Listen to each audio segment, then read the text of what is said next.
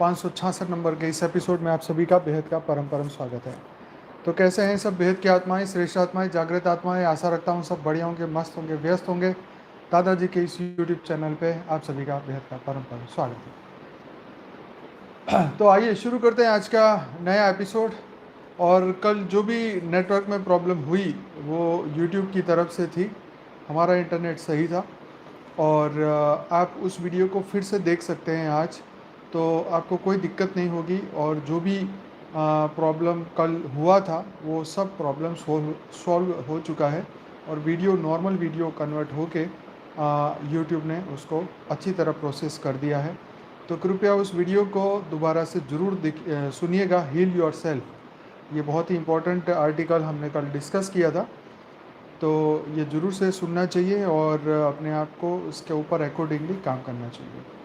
तो आज हमारे पास बहुत बढ़िया आर्टिकल है। आइए शुरू करते हैं आज का आर्टिकल। और कल आशा रखता हूँ आपने सभी ने हमारे साथ में आपने कल हमारे साथ मेडिटेशन किया होगा। भले इंटरनेट का जो भी स्टेटस रहा है 10:30 से 11 में आपने किया होगा, ऐसी आशा रखता हूँ।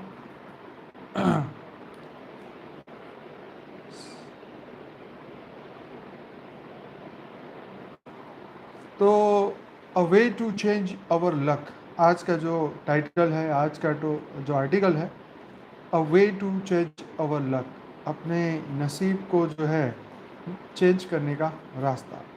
अ way to change our luck.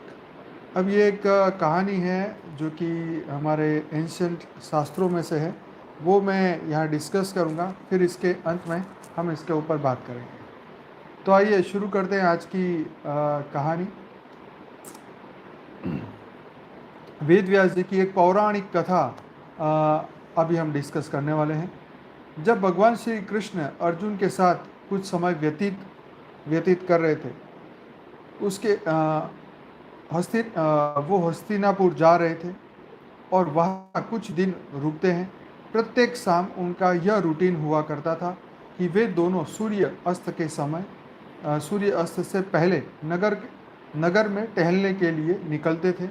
और तभी श्री कृष्ण भगवान बहुत सारा ज्ञान अर्जुन को बात बात में सिखा देते थे। ऐसा ही एक दिन था, सूर्यास्त का समय नज़दीक था और वो लोग नगर में घूमने के लिए निकले हैं। वो थोड़ा आगे ही चल रहे थे कि वहीं पर एक दरिद्र व्यक्ति जिसका नाम था गोविंद, वो उन लोगों को देखकर भीख मांगने के लिए अर्जुन और श्री कृष्ण के पास दौड़ता हुआ चला आता है। गोविंद की दयनीय परिस्थिति को देखकर अर्जुन को बहुत दया आती है और वो अपने पास जो स्वर्ण मुद्रा से भरी हुई पूरी की पूरी एक थैली जो उसके पास थी, वह थैली उठाकर गरीब गोविंद को दे देते हैं। गोविंद उनको आशीर्वाद देता है और गोविंद चल पड़ता है। जब अर्जुन गोविंद को यह स्वर्ण मुद्रा से भरी हुई थैली दे रहे थे, तभी वहाँ पर साइड में एक चोर यह पूरी घटना देख रहा था।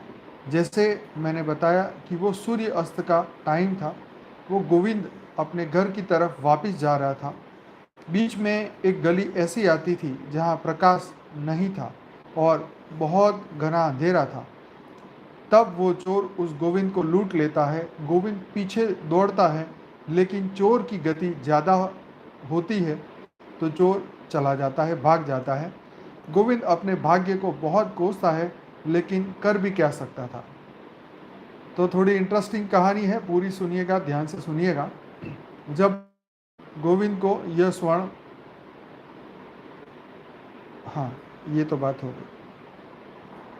दूसरे दिन सुबह उठकर फिर वो भीख मांगने के लिए निकल जाता है। वो गोविंद जिसका माल चुरा लिया चोर ने। दूसरे दिन शाम के समय में श्री कृष्ण और अर्जुन वहीं से जा रहे थे और गोविंद को भीख मांगते हुए देखे तो अर्जुन ने उनको पूछा कि क्या हुआ। तब गोविंद ने पिछली रात्रि का पूरा वृत्तांत सुनाया और अर्जुन को वापस दया आ गई और उन्होंने अपने हाथ में एक डायमंड का हीरा था जो अति मूल्यवान था। आज अर्जुन को हीरा निकालकर उस व्यक्ति को दे दे दिया। तो अर्जुन ने अपना हीरा निकाल के फिर से दूसरे दिन गोविंद को ये हीरा उनको दे दिया। पहले दिन चोरी हो गई, अब दूसरा दिन फिर हीरा दिया। अब देखो क्या होता है।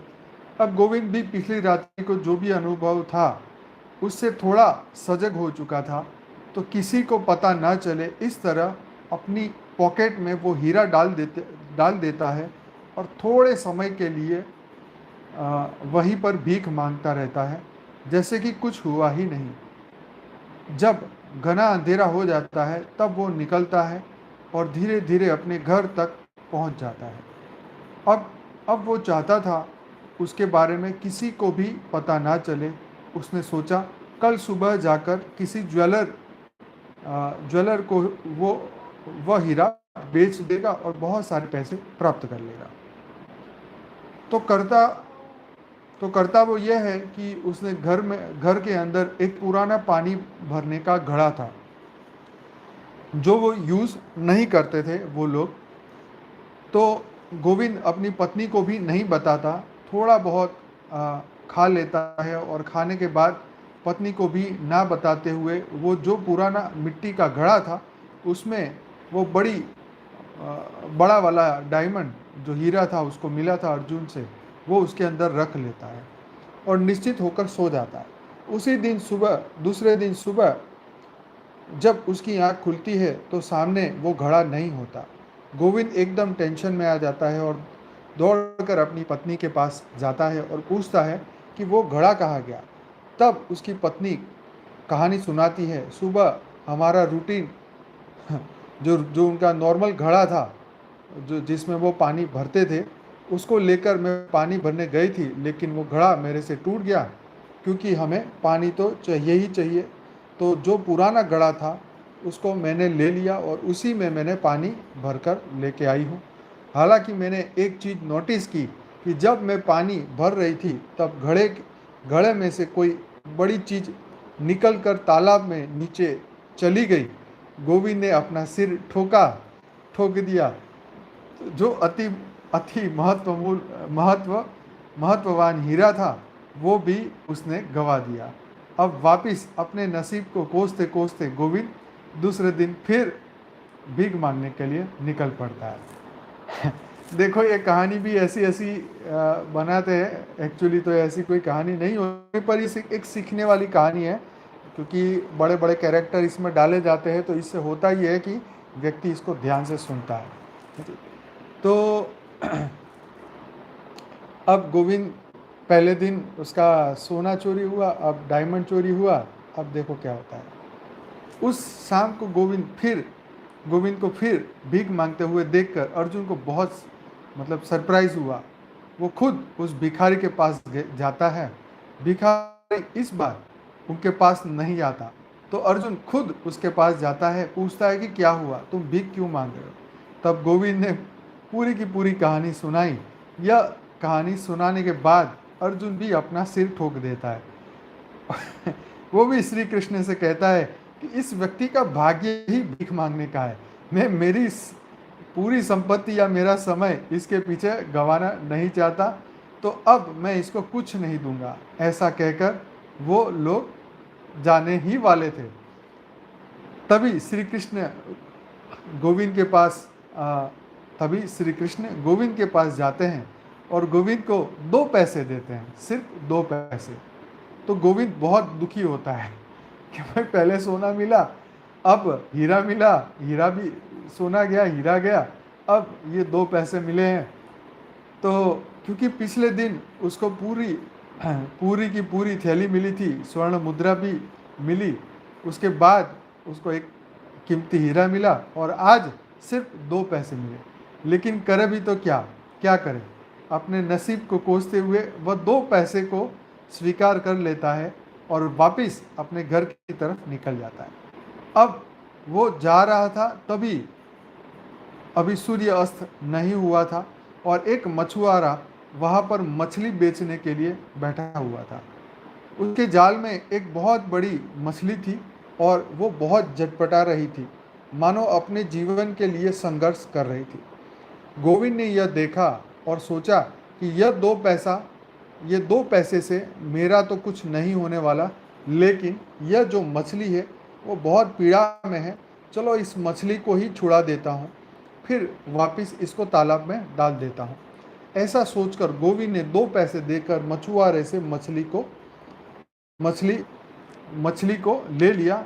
जब वो तालाब में उसे वापस डालने ही वाला था, तब उसका ध्यान गया उसके कंठ के आसपास, उसके मुख के आसपास कोई चीज़ उसके गले में अटक गई है, क्योंकि कोई चीज़ उसके गले में अटकी हुई थी, इसीलिए मछली ज़्यादा तड़प रही थी। गोविंद ने धीरे धीरे वो चीज़ निकाली और उसे आश्चर्य हुआ कि वो वही डायमंड था जो पानी में गिर गया था उसकी पत्नी के द्वारा। वही हीरा था जो उसकी पत्नी ने गलती से सुबह खो दिया था तालाब में। तो उसको देखकर अति उत्साह में आकर मछली को तालाब में फेंकते हुए गोविंद जोर से चिल्लाया, मिल गया मिल गया। कहानी में ट्विस्ट आया तो जोर जोर से खुश हो गया और उसने मछली को तालाब में फिर फेंक दिया और बोलने लगा जोर जोर से, मिल गया मिल गया। अब संयोगवश उसी समय 2 दिन पहले जिस चोर ने गोविंद से स्वर्ण मुद्राएं वाली थैली उसे चोरी की थी, जो ले ली थी, वो भी वहीं से गुजर रहा था और उसने गोविंद की जो चिल्लाहट थी वो सुन ली कि मिल गया। उसको यह लगा कि शायद गोविंद ने, क्योंकि वो जानता था कि गोविंद के बारे में अर्जुन भी उत्सुक है और अर्जुन भी उसकी प्रतीक्षा करता है, तो चोरी के अपराध में कहीं अर्जुन और श्री कृष्ण उसको बहुत बड़ी सजा न दे दे, मृत्यु दंड न दे दे। इसीलिए डर के मारे वो चोर गोविंद के पास आता है और माफ़ी मांगता है और स्वर्ण मुद्रा वाली जो पूरी थैली थी, गोविंद दोनों ही चीज़ों को लेकर अपने घर वापस जाता है। अब तीसरे दिन वो खुद अर्जुन और श्री कृष्ण का इंतजार करते हुए खड़ा रहता है। जैसे ही वो लोग आते हैं, गोविंद सामने से दौड़कर जाता है और पूरी घटना का वृतांत सुनाता है। अर्जुन बहुत खुश होता है, लेकिन श्री कृष्ण के सामने जब गोविंद विदाई लेता है तो श्री कृष्ण को सामने देखकर उसके मन में बहुत बड़ा प्रश्न आता है। वो श्री कृष्ण से पूछता है कि मैं एक कदम भी आगे उठाऊं उससे पहले इसका रहस्य मुझे आप बताइए। जो दरिद्रता गोविंद की मेरी स्वर्ण मुद्रा से दूर नहीं हुई, जो कर्म की कमाई या उसका बैड लक मेरा डायमंड देने से भी दूर नहीं हुआ, वो आपके 2 पैसे से कैसे दूर हुआ। बहुत ही मस्त क्वेश्चन है कि भाई स्वर्ण मुद्रा से भी, उसकी सोने की मोहरों से भी उसका बैड लक ख़त्म नहीं हुआ, उसको डायमंड देने के बाद भी उसका बैड लक ख़त्म नहीं हुआ, लेकिन आपके 2 पैसे से उसकी किस्मत कैसे बदल गई। गजब की बात है कि भाई किस्मत बदली कैसे, ये बात अब यहाँ पे समझने की। अब इसका जवाब सुनो ध्यान से। हाँ, तो जो दरिद्रता गोविंद की मेरी स्वर्ण मुद्रा से नहीं हुई, जो डायमंड देने के बाद भी नहीं हुई, आपके 2 पैसे से कैसे हुई। तब श्री कृष्ण भगवान उसका रहस्य समझाते हैं कि वो अर्जुन से कहते हैं कि गोविंद को पहले जब स्वर्ण मुद्रा भरी जो थैली तुमने दी थी तब, और जब उसको डायमंड दिया था तब, दोनों अवस्था में वो सिर्फ अपने ही बारे में सोच रहा था। किस तरह से पैसे से मैं सुख प्राप्त करूंगा उसके बारे में सोच रहा था। किस तरह से मुझे पैसा मिलेगा वो ये सोच रहा था। फिर मैं उससे बड़ा कर लूँगा, फिर बड़ा व्यवसाय करूँगा, वो सोचने में ही उसका समय व्यतीत हो रहा था। जब 2 पैसे मिले तब पहली बार उसके दिमाग में उसके सामने जो पीड़ा में जो जीव था उसको मदद करने का विचार आया। जब पीड़ा में रहने वाला जीव की हेल्प करने का जो उसका विचार उसके दिमाग में आया, तभी उस विचार के कारण मैंने उसको हेल्प की। क्योंकि गोविंद हेल्प करना चाहता था दूसरों को, मैंने उसकी हेल्प की। तो यह पूरी जो कथा, ये जो पूरी कथा जो है, वृत्तांत सुनने के बाद वेद व्यास जी स्कंद पुराण में एक महत्वपूर्ण श्लोक लिख रहे हैं। तो देखिए यहाँ पे उसका जो लक बदला, किसके कारण बदला? उसकी भावना के कारण। जब उसके पहले जब दिया गया, जब उसने प्राप्त किया, तो उसने अपने ही कल्याण के बारे में सोचा। लेकिन भगवान कृष्ण ने 2 पैसे जब दिए, तब उसने दूसरे जीव के कल्याण के बारे में सोचा। तो आप सोचो कि स्व कल्याण और दूसरों का कल्याण, ये 2 कल्याण के संकल्प में, ये दो विचारों में कितना फेर है। आज आपके पास आप जो भी धन कमा रहे हैं, या जो भी आपके पास अर्निंग्स है, या जो भी कुछ है, मटेरियल चीज़ कोई भी है, चाहे आपके पास बुद्धि ही क्यों ना हो, आपके पास टैलेंट ही क्यों ना हो, लेकिन वो टैलेंट या बुद्धि या पैसा या जो कुछ भी है, गाड़ी, कपड़ा, मकान, बंगला, जो भी है, वो सिर्फ और सिर्फ आप अपने कल्याण के लिए और सिर्फ और सिर्फ अपने मन को खुश करने के लिए अगर आप उसको यूज़ कर रहे हो, तो उसका क्या परिणाम हो सकता है? उसका कोई परिणाम नहीं होगा, क्योंकि वो उससे आपको कोई सुख मिलने वाला नहीं है। हाँ, मिलेगा तो टेम्पररी मिलेगा। वो मन फिर अतृप्त रह के और फिर वही कामना करेगा, फिर वो वासना ही बढ़ाएगा, और फिर एक इच्छा पूरी होने के बाद दूसरी इच्छा पैदा करेगा। लेकिन अगर आप उसी तन मन धन का उपयोग विश्व कल्याण के लिए अगर आप विचार भी करते हैं, आप उसका संकल्प भी करते हैं, आप उसके बारे में सोचते हैं, तो ये बहुत ही बड़ा एक का अनेक हो जाता है। क्योंकि यहाँ पे आपका जो भाव है वो विश्व कल्याण का है। यहाँ तो उसने सिर्फ एक जीव की कल्याण की बात की, क्योंकि देखो विश्व कल्याण के बारे में सोचना भी एक नॉर्मल व्यक्ति की बस की बात नहीं। एक नॉर्मल व्यक्ति हमेशा अपने ही कल्याण के बारे में सोचता है, ज़्यादा से ज़्यादा अपने फैमिली के कल्याण के बारे में। तो इसीलिए उसका लक नहीं बदलता, उसका भाग्य नहीं बदलता, क्योंकि उसके विचार नहीं बदलते। जब उसके विचार बदलेंगे तभी उसके भाग्य बदलेंगे, क्योंकि विचार ही नया कर्म बना रहा है, और नया कर्म जो है वो एक स्व के लिए नहीं है, दूसरों के लिए, दूसरों के कल्याण के लिए। तो जब हम दूसरों के कल्याण के लिए, विश्व के कल्याण के लिए, हर जीव के कल्याण के लिए, अनंत अनंत ब्रह्मांडों में रहने वाले हद और बेहद की तमाम आत्माओं के लिए, सभी जीव के कल्याण के लिए जब हम संकल्प करते हैं, तो वो मल्टीपल हो जाता है, और एक संकल्प, एक विचार मल्टीपल होके इन रिटर्न वापस आता है। जैसे कुएं के अंदर आप जो भी आवाज़ डालते हो रिटर्न आती है, ऐसे ही पहाड़ों में जो आवाज़ जोर से आवाज़ करते हैं वो वापस आती है।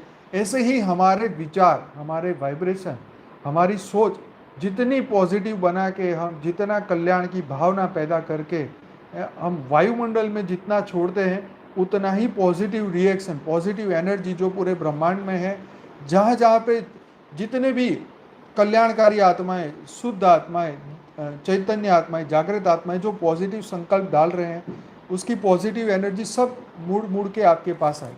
अच्छे लोग आपके जीवन में आएंगे, अच्छी चीज़ें आपके साथ घटित होगी, अच्छे विचार के लोग, क्योंकि आप जो सोच रहे हो वो आप अट्रैक्ट कर रहे हो। सिंपल सी बात है, ठीक है। आपने पॉजिटिव संकल्प किया, आपने पॉजिटिव भाव पैदा किया, तो उसी से रिलेटेड ही घटनाएं घटित होने वाली है। आज हम जो करें, जो सोच रहे हैं, वही आप कल बना रहे हैं, परसों वही आने वाला है। आज आप बुरी सोच लेके कल अच्छा नहीं कर सकते। आज एक व्यक्ति का फ़ोन आया, उसने कहा कि भाई हम तो इस जिंदगी से उब गए हैं, इस जीवन से हम उब गए हैं। मैंने कहा क्यों भाई, ऐसा कौन सा पहाड़ टूट गया, क्यों उब गए हो? तो उसने कहा वही रूटीन है, वही नौकरी है, वही थर्ड क्लास लोग हैं, कोई शराबी है, कोई ये है, कोई वो है। मैंने कहा भाई ये धरती लोक पे कोई सुखी नहीं है, एक पहले बात सुन ले, क्योंकि ये मृत्यु लोग हैं, ठीक है। यहाँ पे सुख मिलने का तो सोच भी मत कि यहाँ सुख मिल जाए। हाँ, मिल भी गया तो 2 4 5 मिनट का, फिर वही के वही। पहले तो वो सुख मिलने पे जो 5 10 20 15 मिनट जो आनंद किया वो किया, लेकिन सुख जाने का जो दुख है वो बहुत भारी है, उसको हजम करना बहुत दुखी है कि देख अभी तो हम पार्टी कर रहे थे और पार्टी खत्म और फेस पूरा उतर गया, पूरी खुशी खत्म, पूरी शांति, मतलब जो एंजॉय था वो खत्म हो गया। और जो फिर ये खुशी खत्म होने की दुख। तो मैंने कहा इस संसार से तुम उबने के लिए नहीं आए हो, तुम विश्व कल्याण के बारे में सोचो, तुम अच्छाई के लिए आए हो, तुम अच्छे कर्म करने के लिए आए हो, हाँ? इसके बारे में सोचो। अगर तुम ये सोचोगे तो कि भाई हम उब गए, हम क्या करें, तो इसका मतलब ये है कि अभी तुम्हारा पुरुषार्थ पूरा नहीं हुआ है, तुम्हारी सोच अभी भी सही नहीं है। हाँ? उबना नहीं है। हाँ? क्यों उब रहे हो? हाँ? उबना मतलब तुम कुछ ढूंढ रहे हो, वो तुम्हें नहीं मिल रहा, इसीलिए तुम उदास हो, तुम उबे हुए हो, तुम्हारा मूड ऑफ है, या कहीं तुम अपने आप को परिपूर्ण नहीं कर पा रहे, इसलिए उबना नहीं है, थकना नहीं है, आगे बढ़ना है। क्योंकि पूरे विश्व की जवाबदारी बीज रूप आत्माओं पे है, दिव्य आत्माओं पे है, जागृत आत्माओं पे है। अगर वही इस तरीके से अपने भाव पैदा करेंगे कि इस दुनिया से हम ऊब गए, हम थक गए, हम क्या करें, तो भाई तुम ये सोचो कि तुम क्या डाल रहे हो इस दुनिया में। सबको अपनी ड्यूटी के लिए यहाँ जन्म मिला है, क्योंकि पहले भी हमें ज्ञान था कि यहाँ कोई खुशी तो है नहीं, कोई आनंद तो करने आए नहीं है, ये मृत्यु लोग कौन सा आनंद मिल जाएगा आपको। तो ये आनंद जो है वो आपको मिले ना मिले, अगर मिल गया तो लकी, नहीं मिला तो फिर कोई बात नहीं। अरे तुम ये सोच के देखो दुनिया में कितने लोग दुखी हैं। हॉस्पिटलों में जाके देखो, छोटे छोटे बच्चे, उनको कैंसर है, उनको जाके देखो हॉस्पिटलों में, उनको जाके पूछो भाई तुम उबे हो कि नहीं उबे हो, तो भी वो कहते हैं कि नहीं नहीं हम तो ठीक हो जाएंगे, हम तो ये हो जाएंगे, हम तो वो। तो उनके अंदर भी ये भाव है कि हाँ हम ठीक हो जाएंगे, एक आशा है ना। मेरा एक वीडियो था ना आशा के ऊपर। तो हमें नई आशा दुनिया में लानी है कि हमें दुनिया बदलनी है, राइट। हमें अपने आप को स्व परिवर्तन करना है, ये सुख दुख से ऊपर उठना है, यही तो स्थित प्रज्ञ का काम है। तो ये उबना उबाना ये सब चीज़ से ऊपर उठ जाओ, ठीक है। ये पार्ट ऑफ लाइफ है, पार्ट ऑफ गेम है, इससे तो हमें आगे निकलना ही होगा। तो इसीलिए अपना कोई भी ऐसा कोई संकल्प ना करो कि हम तो जीवन से थक गए, हम क्या करें, हाँ हमारे तो आसपास बुरे लोग हैं। तो भाई बुरे लोग हैं तो अच्छी संगत पैदा करो, अच्छे लोगों को संकल्प करो परमात्मा से कि हे बेहद के परमपिता, मुझे अच्छे लोगों से मिला, मुझे उस बीज रूप आत्माओं से मिला।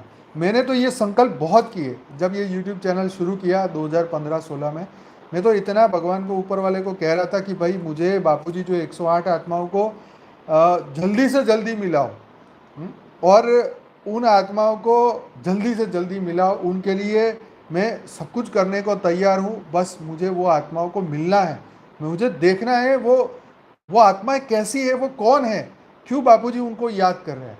और वाकई में जब उन आत्माओं से मुलाकात हुई, जब उनसे बात हुई, जब उनको फिजिकली मिले, तो इतनी खुशी हुई कि हाँ वो बापूजी बात सही कह रहे थे। यस, तो वो आत्माएं जो धरती लोक में आज है, जो नहीं भी है, वो श्रेष्ठ आत्माएं, वो पहले भी काम कर रही थी, आज भी काम कर रही है, और आने वाले समय में भी वो कार्य करेगी। ये अलग बात है कि आप एक अलग देश में है, अलग जगह पे है, अलग स्थान पे है, आप फिजिकली नहीं मिल पाए, पर आप मन से साथ है ना। यह बहुत बड़ी बात है कि आप मन से साथ है, यही सबसे बड़ी बात है। क्योंकि आज दुनिया में देखो, फैमिली में माँ बाप भाई बहन सब साथ में है, लेकिन मन से सब 1-1 किलोमीटर दूर है, सबके विचार उत्तर दक्षिण पूर्व पश्चिम है, किसी को किसी की परवाह ही नहीं है, वो बोले ये जाए तो मेरा ये काम हो, है ना। तो यस, स्पोर्ट्समैन की स्पिरिट क्या होती है, यही होता है कि मुझे अपना परफेक्ट बनना है ना। तो यही हमारा परफेक्शन, स्व परिवर्तन हमारा परफेक्शन है, ये हमें करना है। और इस बीच के अंदर ये सुख दुख है, जय पराजय है, हार जीत, अच्छाई बुराई, कोई गालियाँ देगा कोई अच्छाई देगा, ये सब होगा जीवन में। मैं तो ये वीडियो के नीचे कितने कमेंट में डिलीट करता हूँ, वो तो आप लोग नहीं पढ़ पाते, लेकिन वो मैं पढ़ता हूँ तो मतलब मेरे को तो लोग इतना बड़ा बुरा लिखते हैं कि ये बापूजी का इंटरव्यू इसको तो लेना ही नहीं आता, कहाँ से आ गया है, बापूजी को बोलने नहीं देता, फलाना करता है, बड़ा है, होशियार है, चौधरी है, ये है वो है, अच्छी बुरी बातें सब लिखते हैं। पर ठीक है यार, इट्स ओके, उनके मन के भाव है, बेचारे फ्री विल है, वो लिखे, मेरा फ्री विल है, मैं डिलीट कर दूँ, कोई बात नहीं, है ना। तो मैं ये कहना चाह रहा हूँ कि ये थकने का समय नहीं है ना। थकेंगे तो क्या करोगे? मैंने कहा भाई तू उब गए, अब क्या करोगे बताओ, क्या ऑप्शन है तुम्हारे पास? है? अगर तुम इस ज्ञान को छोड़ भी दोगे, मान लो इस ज्ञान को छोड़ दो और तुम एक सांसारिक सामान्य मनुष्य भी बन गए, तो क्या होगा बताओ? हाँ, तुम तो ऊपर से खाई से गिरने वाली बात हो गई। तुम अगर ज्ञान छोड़ के एक नॉर्मल ह्यूमन की तरह रहने लग गए तो फिर होगा क्या? फिर तुम अपने 84 लाख यूनि की तैयारी कर रहे हो, तुम तो एक नए जन्म की तैयारी कर रहे हो। भाई हम यहाँ से निकलने को आए हैं, हम अंतिम पड़ाव में है, अंतिम चरण में है, यहाँ से निकलने की हम तैयारी कर रहे हैं, और तुम फिर उबने उबाने की बात करके अपना भी पावर लॉस कर रहे हो, मेरे को भी दुखी कर रहे हो, और फिर एक नए जन्म की तैयारी कर रहे हो। तो ज्ञान छोड़ के कोई सुखी हो नहीं सकता, पहली बात है। तो कल का वीडियो सुनना, मैंने वो विजडम की बात कही थी, वो सुनना, है ना। तो ये यही बात है कि ज्ञान छोड़ के तुम करोगे क्या? चलो मेरे को एक बात बताओ, है कोई ऑप्शन नहीं है। एक तो तुम अभी ज्ञान छोड़ने का संकल्प भी करोगे, चलो एक दिन के लिए एक सामान्य मनुष्य की तरफ सोचोगे ना, तो भी तुम नहीं सोच पाओगे। ये नशा है ज्ञान का, गजब का नशा है। वो बार बार वो ज्ञान आपके अंदर आएगा और फिर आप नहीं छोड़ पाएंगे इस ज्ञान को। अरे बड़ी मुश्किल से मिला, इसको छोड़ने का संकल्प भी मत करो। हाँ, बड़े भाग्य वालों को मिलता है।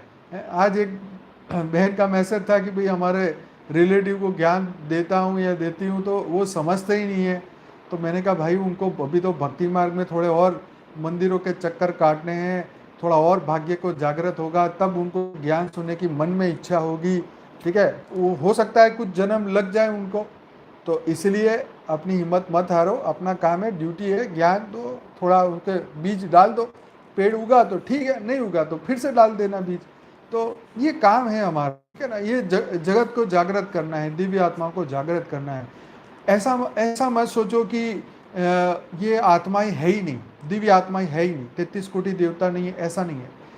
मैं खुद भी हार जाता था, मैं खुद भी थक जाता था, ये 2015 से पहले की बात। लेकिन जब हम पुरुषार्थ करते हैं, जब हम संकल्प लेके चलते हैं, तो हमें भी बहुत दुख होता है कि यार कोई मिलता नहीं, कोई सुनता नहीं। लेकिन देखो आज हमारा बेहद का परिवार कितना बड़ा हो गया। आज लोग, कितने लोग ज्ञान सुनने लग गए। कई लोग आते थे, बापूजी को मुंह पे बोल के जाते थे कि तुम्हारा ज्ञान तो कोई सुनने वाला नहीं। ऐसा मैंने खुद देखा है।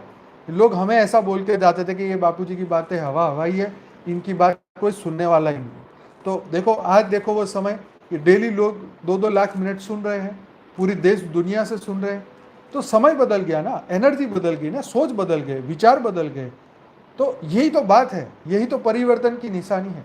तो the way to change the luck, ये आपके विचारों के ऊपर डिपेंड करता है। हमारे पास पूरा गाइडेंस है। जैसे अर्जुन के पास पूरा कृष्ण का गाइडेंस था, ऐसे हमारे पास पूरा बेहद का ज्ञान बेहद के दादाजी ने दिया। तो ये ज्ञान से ही, यस, ये ज्ञान माँ बोलती है ना कि चुंबक की तरह आत्माएं हैं, चुंबक की तरह आत्माएं जागृत होगी, उनके अंदर वो पावर आएगा, परम लाइट आएगा, परम प्रकाश आएगा। पहले मुझे इस बात पे बड़ा ये संशय लगता था कि ऐसा कैसा हो सकता है। तो अब धीरे धीरे धीरे समझ में आता है कि हमें ये ज्ञान सुनते सुनते सुनते अनुभूति होती है, स्व परिवर्तन होता है, मन बदलता है ना। तो यस, परिवर्तन की हवा चली है, बदलाव की हवा चली है। अब बिना से सब थक चुके हैं, उब चुके हैं। अब सबको नया रास्ता चाहिए, नया लाइट चाहिए, नया प्रकाश चाहिए। और वो ज्ञान, वो प्रकाश ये अब आ चुका है। अब तो सिर्फ आपको सिर्फ चलते रहना है, उत्साह में रहना है, खुशी मनानी है कि अब हमारी गाड़ी चल पड़ी है और हम मंजिल पे पहुंचने वाले हैं। तो उत्साह को बढ़ाना है, घटाना नहीं है। उबने उबाने की बात छोड़ दो, ये थोड़े सेकंड का दुख है, अल्प समय का दुख है जो हमारे कर्म बंधन से हमारे सामने आ रहा है। लेकिन हम स्थित प्रज्ञ अगर बन जाएं तो ये अल्प समय का दुख भी खत्म हो जाएगा। ठीक है, क्यों? क्योंकि हमें पता है कि हमारी मंजिल हमें सामने दिख रही है। जब वो दिखने लग जाती है, जब अनुभूति होने लगती है, फिर थकान कैसी? थकान तो तब हो जब तुम रास्ता ही ना पता हो। तो तब जाओ जब तुम्हें सच्चा रास्ता ना पता हो, खुशी का ठिकाना ना पता हो। जब आप अपने ब्लेसिंग्स पे, यस कट हो गया फिर, तो आप अपने ब्लेसिंग्स पे फोकस करिए और उससे अपना ध्यान हटा दीजिए। सबसे अच्छी बात, हमने लाइव प्रोग्राम का संकल्प क्यों किया? कि डेली हम मिलेंगे, डेली हम सत्संग करेंगे, डेली चर्चा करेंगे, नई बातों पे एक्सप्लोर करेंगे। मैं भी सोचता था कि यार इतनी सारी बातें कहाँ से आएगी, लेकिन बहुत सारी बातें, बहुत सारा ज्ञान, बहुत कुछ है इस ज्ञान के अंदर। मतलब ये ऐसे कई एपिसोड तक ये चलता रह सकता है, ये रुकने वाला नहीं। तो कहने का मकसद ये है कि हम सबको अब मंजिल दिख चुकी है, रास्ता दिख चुका है, चलना है अंतिम समय तक। तो अब हमारे हाथ में तो ये नहीं है, मैंने उस भाई को यही कहा कि देखो हमारे पास, हमें ये तो नहीं पता कि हम किस तरीके से वहाँ पहुँचेंगे, लेकिन हमारी दौर अब ऊपर वाले के हाथ में है, इसलिए अभी हमें कोई टेंशन नहीं है। दौर ऊपर वाले के हाथ में है तो फिर उसका टेंशन है। आज एक बाप, एक माँ अपने बच्चों को ऐसे रास्तों में नहीं छोड़ देती, तो बेहद के परम पिता तो हमें किस तरीके से छोड़ेंगे। इसलिए कभी भी कोई टेंशन मत लो, स्ट्रेस मत लो, टेंशन मत लो, चिंता मत करो। करन करावन हार तो ऊपर वाला है, वो करा रहा है, सबसे करा रहा है, मेरे से भी करा रहा है, आपसे भी कराएगा, आने वाले समय में कई आत्माओं से वो कराएगा। इसलिए कोई टेंशन नहीं लेना, बस चलते रहना, हिम्मत नहीं हारनी, अपने आप को फिर वो खाई में मत गिराओ। इस ज्ञान को कभी नहीं छोड़ना है, क्योंकि ज्ञान छूट गया तो फिर पुनः ही जन्म, पुनः ही मरना। ये संसार का जो आगे होने वाला है वो होने वाला है, लेकिन हमारा पहला फोकस स्व परिवर्तन। स्व परिवर्तन हो गया, आप इवन स्थित प्रज्ञ भी बन गए, तो ये उबना उबाना आपके दिल दिमाग से निकल जाएगा, क्योंकि आपके पास एक रियल गोल है, ठीक है, उसको पूरा करना है। अपने लिए ना जियो, विश्व कल्याण के लिए जियो, एक साधु संत की तरह, सच्चे संत की तरह जियो, एक ऋषि मुनि महात्मा की तरह जियो, जो हजारों लाखों लोगों का कल्याण करने के लिए वो समाधि लेते हैं। दिन में हजारों घंटे तपस्या करते हैं, सॉरी दिन में हजारों नहीं, पर हजारों घंटे वो तपस्या करते हैं, दिन में कई घंटे वो तपस्या करते हैं सिर्फ विश्व कल्याण के लिए। उनके लिए सोच के देखो कि वो लोग करके गए हैं, तो तुम क्यों नहीं कर सकते? तुम बीज रूप आत्मा हो, श्रेष्ठ आत्मा हो, जागृत आत्मा हो, तो तुम्हें ही तो करना है, और तभी तो भाग्य बदलेगा। जो कहते हैं कि हम लेट आए, हम कुछ नहीं कर सकते, हम भाई बहुत कुछ कर सकते हो। गजब की हिम्मत है आपके अंदर, बस उसको जगाओ। है ये जितने भी नेगेटिव विचार है ना, उसको पकड़ के, यहाँ से पकड़ के बाहर फेंको कि जा, यहाँ से निकल ले पतली गली से। बस यही करना है, कि संकल्प करना है कि मैं इस वक्त में मुक्त हो चुका हूँ सभी बुराइयों से, सभी नेगेटिव एनर्जी से, सभी नेगेटिव संकल्पों से, नेगेटिव विचारों से। बस यही संकल्प सिर्फ मान लेने से, क्या सिर्फ मान लेने से और ठान लेने से तुम दुनिया बदल सकते हो। तो ये बहुत बड़ी बात है। वो पिक्चर का डायलॉग बार बार दिमाग में आता है, वो दशरथ माची उस वो क्या नाम है, उस न्यूज़ राइट करने वाला, क्या बोलते हैं उसको उसको बोलता है कि वो पत्रकार, उस पत्रकार को बोलता है, क्या ये पहाड़ तोड़ने का कार्य तेरे न्यूज़पेपर छापने से भी बड़ा है क्या? वो कहता है मैं न्यूज़पेपर कैसे छाप सकता हूँ रिपोर्टर को, कि क्या, तो वो बोलता है क्या ये पहाड़ तू तोड़ सकता है? तो बोले नहीं। तो क्या इससे भी बड़ा तेरा कार्य है न्यूज़ छापने का? तो बोले नहीं। तो मतलब वो तुम कर सकते हो, है ना। ये हमारे अंदर भीतर अनंत शक्तियाँ परमात्मा ने हम सब में कूट कूट के भरी है, हम उसको जगाते नहीं हैं। क्यों? क्योंकि हम उसी नेगेटिव लोगों के बीच में रहते हैं, नेगेटिव वायुमंडल में रहते हैं। मैं रोज़ शाम को जब वॉक पे जाता हूँ, तो मैं बाहर जब रात को जाता हूँ 7 बजे के बाद, तो पहले जाके आसमान में देखता हूँ, आसमान के तारे देखता हूँ। मुझे मतलब उसको देख के हिम्मत मिलती है कि देखो कितने करोड़ों साल से बेचारे प्रकाशमय हैं, वो अपनी दुनिया चला रहे हैं, वो अपना कार्य कर रहे हैं। चांद को देखता हूँ, वो अपनी ड्यूटी कर रहा है। तो बाहर जाके खुले आसमान में देखो, एक घर में एक बंद पिंजरे में मत बैठो, ऊपर जाके देखो कितना विशाल, पूरा विशाल विशाल दुनिया है, अनंत दुनिया है, अनंत जीव है, अनंत आत्माएं पूरे सूक्ष्म जगत में बैठी है। तुम अकेले ही नहीं बैठे धरती लोक पे। स्थूल जगत, सूक्ष्म जगत, कारण जगत, महाकारण जगत, वो सब आत्माएं चिल्ला रही है, वो वेट कर रही है कि हमारा कल्याण कौन करेगा। धरती लोक पे हम आके ये बोले हम तो ऊब गए जी, हम तो थक गए जी, शानदार जबरदस्त जिंदाबाद, सही बात। तो जागृति अपने आप से आएगी, इंस्पिरेशन अपने आप से आएगा। हमें संकल्प करना होगा, पॉजिटिव बनना होगा। थोड़ा समय बदलो, थोड़ा घर के बाहर वॉक करो, थोड़ा ऊपर रात को जाके तारे देखो, सुबह जाके नई दुनिया देखो। और ऊपर ऊपर जब आप ऊपर देखो ना, तो मेरी बात ये भी याद रखना कि सिर्फ धरती लोक के मनुष्य की कल्याण की बात मत करो, ऊपर वाले भी राह देख रहे हैं। चाहे वो तप लोक में बैठे हो, चाहे वो ऊपर के लोक में बैठे हो, कहीं पर भी कोई भी बैठा है, वो सब वेट कर रहे हैं, इंतजार कर रहे हैं महापरिवर्तन का।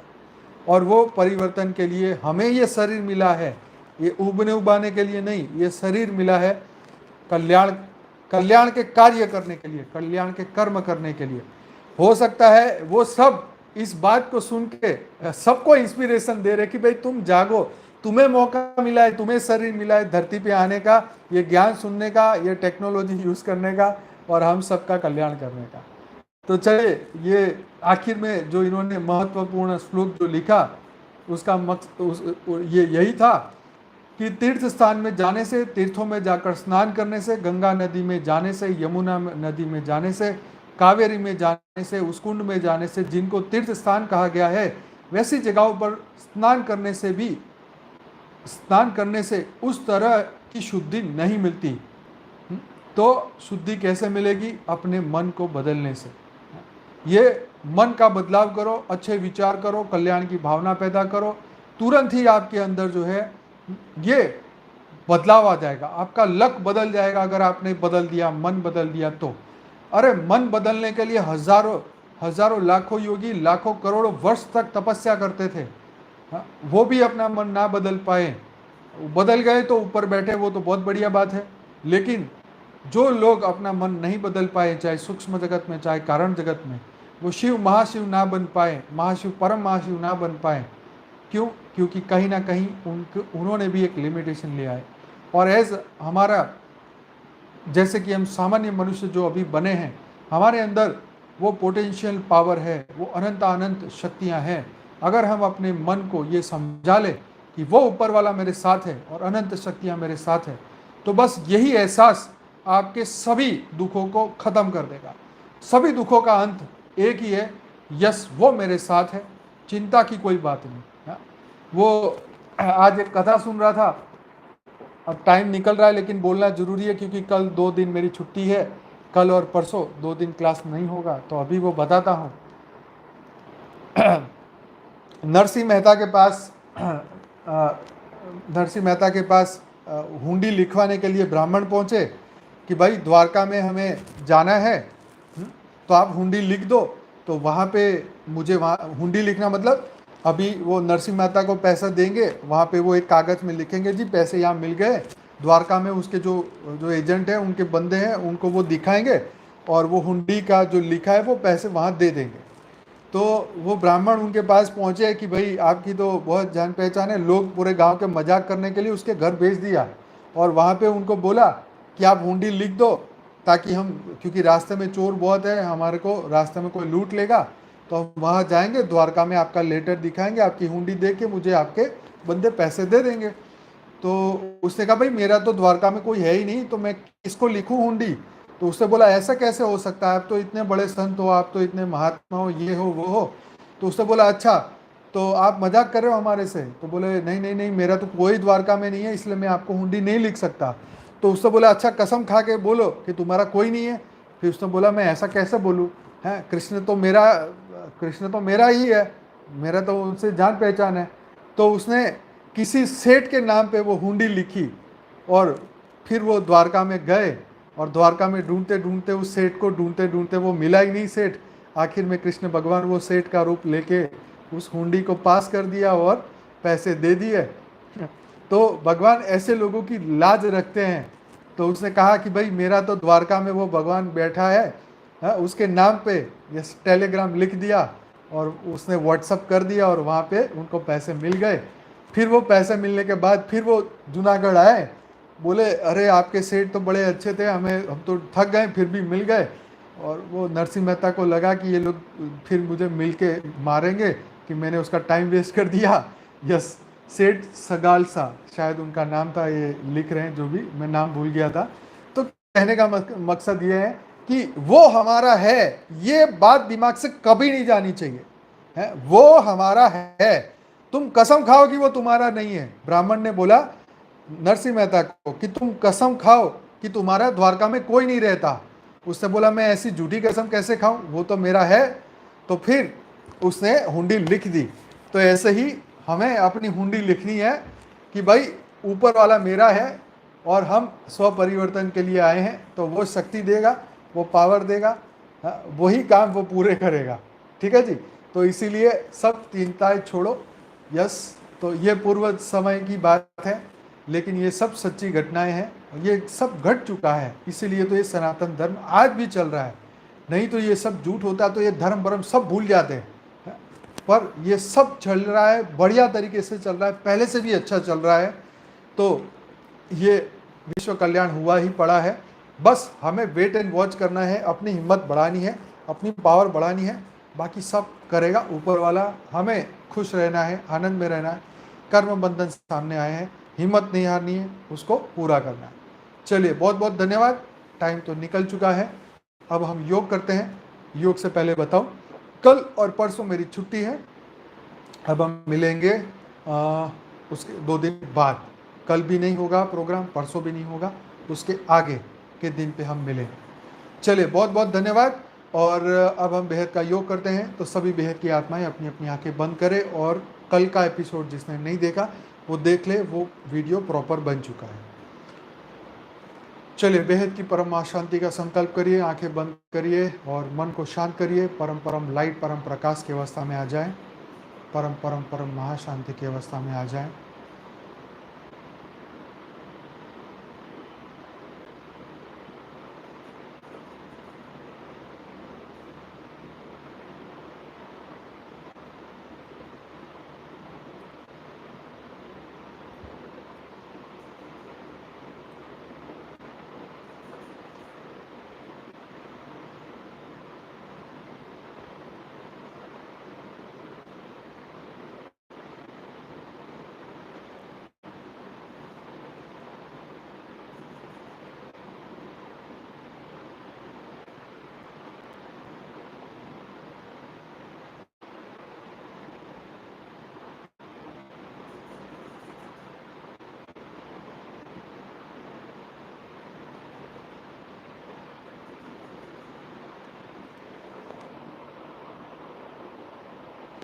सभी बेहद की आत्माएं संकल्प करें, मैं बेहद की परम परम परम महान आत्मा हूँ, दिव्य आत्मा हूँ, जागृत आत्मा हूँ। परम लाइट, परम प्रकाश मेरा अस्तित्व है। मेरे अंदर अनंत आनंद शक्तियाँ हैं। मेरे भीतर से सभी नेगेटिव वाइब्रेशन, विचार, एनर्जी सब कुछ खत्म हो चुका है। कोई भी नेगेटिव एनर्जी अब हमारे भीतर नहीं है। कोई भी नेगेटिव विचार अब हमारे भीतर नहीं है। कोई भी कर्म बंधन नेगेटिव अब हमारे नहीं है। सब कुछ खत्म हो चुका है। हम सब मुक्त होते जा रहे हैं। हम सब जीवन मुक्त होते जा रहे हैं। बेहद के परम पिता को याद करते करते करते हम धीरे धीरे धीरे सभी कर्म बंधन से मुक्त होते जा रहे हैं। सभी दुखों से मुक्त होते जाते हैं। अनंत अनंत टेंशन, स्ट्रेस, तनाव जितना भी अनंत जन्मों से क्रिएट किया है, सब खत्म होता जा रहा है। सब खत्म होता जा रहा है। सब खत्म होता जा रहा है। तो अपने अंदर एक खुशी, एक उमंग, एक पॉजिटिव शक्ति पैदा करो। अपने भीतर अनंत अनंत एनर्जी पैदा करो, जो कि तुम्हारे आत्मा में अनंत सूर्यों की शक्तियों के भीतर है। हमारी आत्मा के अंदर अनंत आनंद पॉजिटिव एनर्जी है। अनंत आनंद बेहद की एनर्जी है। उन सभी एनर्जियों को बढ़ाओ, उन सभी शक्तियों को बढ़ाओ।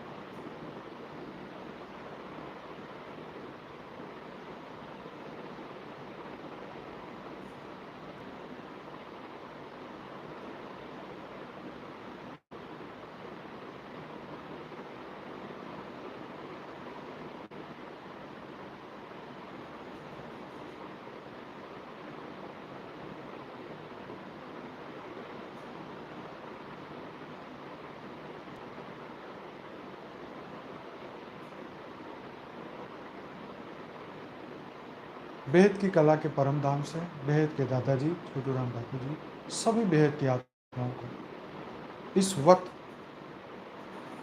सबको परम लाइट परम प्रकाश दे रहे हैं।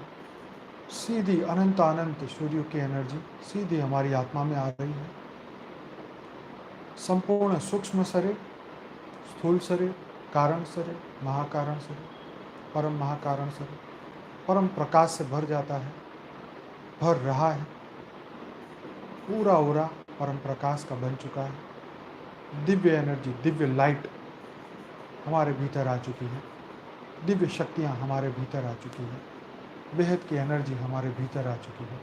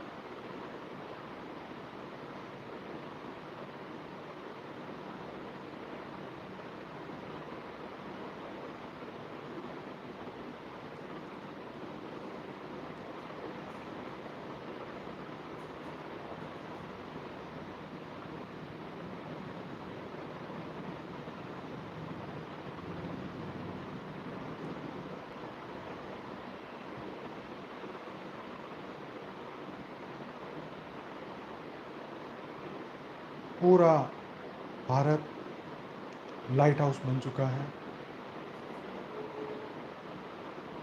धीरे धीरे पूरा प्रकाश पूरी पृथ्वी पर फैलता जा रहा है। पूरी पृथ्वी परम प्रकाश परम लाइट से भर चुकी है।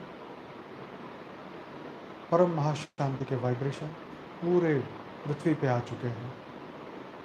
धरती से लेके 200 किलोमीटर के पूरे वायुमंडल में परम प्रकाश फैल चुका है। अनंत आनंद शक्तियाँ धरती पे आ चुकी हैं।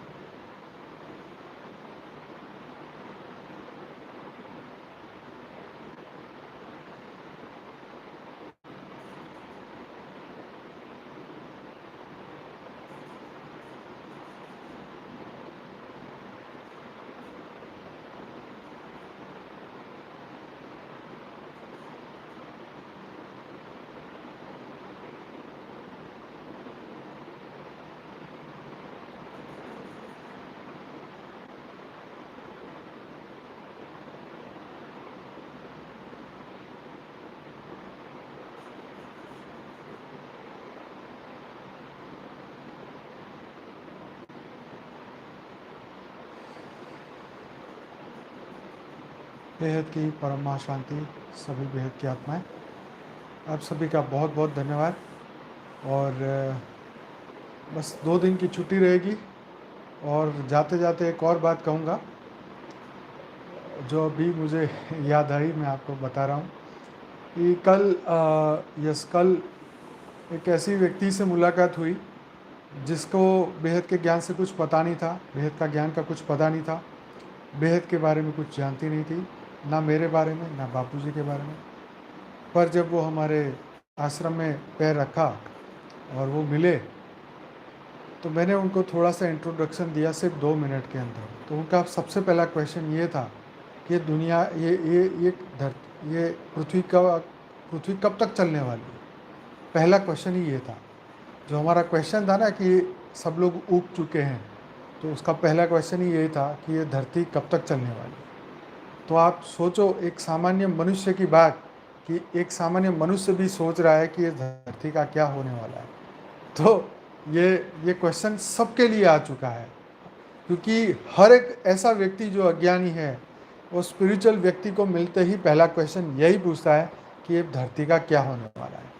ठीक है, तो धरती का क्या होने वाला है, तो मैंने उनको यही बोला कि महापरिवर्तन होने वाला है। तो उसने बोला कब होने वाला है, तो मैंने कहा हो सकता है 5-10 साल में हो जाए। अब उनको मैं क्या बताऊं। तो खैर अब जब होना होगा वो होगा। हमारा काम था उसको बता दिया, अब उसकी आगे की इच्छा। तो यही है, धरती लोक के हर मनुष्य जो है अब इसकी खोज में है। तो अब हमारा समय तो आ चुका है। बेहद की परम महाशांति, बेहद का परम परम धन्यवाद। गुड नाइट, टेक केयर, आवजो, शुभ रात्रि।